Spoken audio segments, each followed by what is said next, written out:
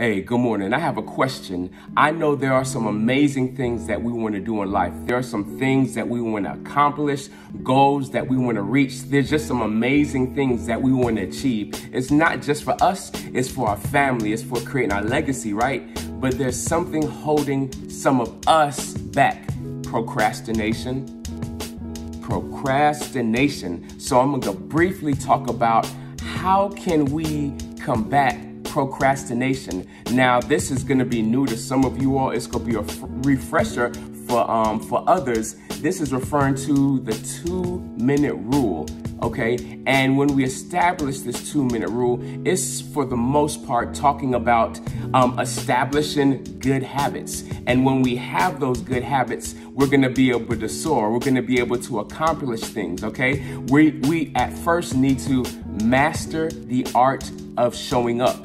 Okay, in order for a habit to be improved or for anything to be improved, we got to have and establish a habit. So what we could do is whatever we're trying to accomplish, break it down into about 2 minutes or so, right? So I heard about this guy, and he was saying how he was training this guy who is another brother who was trying to lose weight, right? Now, I'll just jump to the end. The guy ended up losing about 100 pounds, right? But how did he lose it? Okay. Every day he was told he had to go to the gym, but he had to go for about 5 minutes, okay? If it's a 2-minute rule, we could lower it down to 2, but just for the sake of this story, he had to go to the gym for 5 minutes every day for like 5 or 6 weeks. So just think about that. You're getting in your car, starting it. We know what gas prices are right now, right? So he gets into his car, he drives to the gym. Of course, he had to get dressed and all that type of stuff. Gets to the gym, maybe get his little stretch on, starts working out, and right when he's starting to generate that sweat, 5 minutes is done and he has to go. And what happened is within that 5 to 6 week span of him doing that every single day, there's something that he made.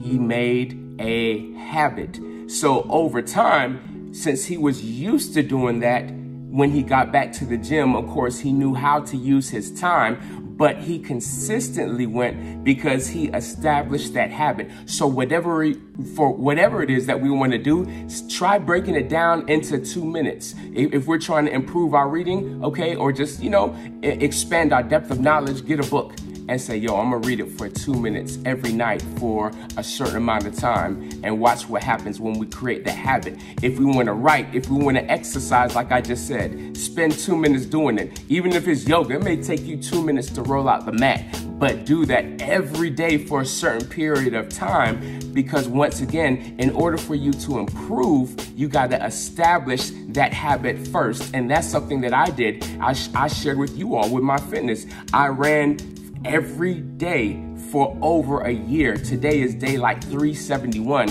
and I'm not running insane lengths. I have in the past, but I said, hey, 1 mile a day. We got that big pile of laundry, right? What if I just say, yo, I'm gonna fold up my socks? Just start somewhere, start small, because we want to create the characteristics. We want to create these strategies because we're trying to soar. We're trying to reach something. We're trying to accomplish. We're trying to master something, okay? So in order for us to do that, before we improve, before we reach that goal, we often need to create a habit. And when we do, we're going to soar. We're going to master that. And I gotta pause because remember, I'm a teacher, not a speaker. Now growing up, as I shared before, I always wanted to be a zoologist, right? One of my favorite birds may not be that common.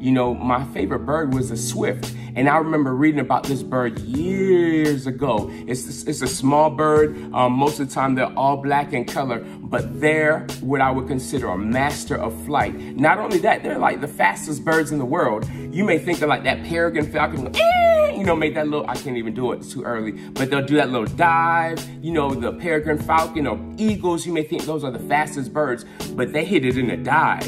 I'm talking about in a straight flight. The swift is the fastest bird. They can fly about 100 miles per hour, masters of flight. Okay, not only that, when I say these jokers fly, I'm talking about when they first come out the egg and, jump out the tree and start flying, they fly for about 9 to 10 months straight. As a matter of fact, these birds literally live in the air. They eat in the air. You know, they spend time with their companion in the air. You know, they drink in the air. They just skim across the water, get some water. But check this out. They even sleep in the air. They sleep in the air. Talk about creating some habits to soar, right? And what these birds do is they fly to a certain height. So they get that high altitude. They spread their wings and they glide. And best believe that comes from establishing that habit. And they glide to the point where when they go to sleep, they could even, they could fly in their sleep.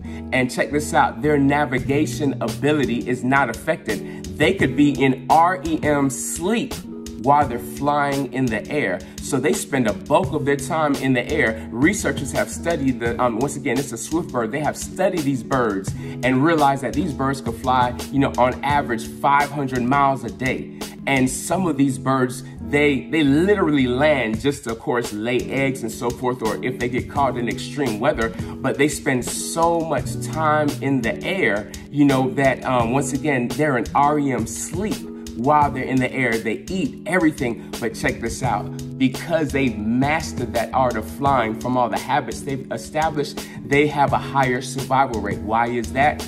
The less they're on the ground, the less likely they are to get in contact with parasites. So other birds, they have a better lifespan than many other birds because they don't land. Check that out. They don't land, or they rarely land, okay? Some of them may only land for hours or a few days a year. Okay, but on average, they spend 10 months in the air. And once again, they rarely land. And so they barely come in contact with parasites. And also just think, especially because they fly high and sleep high up in the air, they're less likely to be surprised by a predator. All right, so they've mastered flying. So I just wanted to go over those few things with you. Remember, I'm a teacher, not a speaker, and I look forward to what we accomplish once we master these habits. And we go definitely put a death to procrastination. Let's have an amazing day.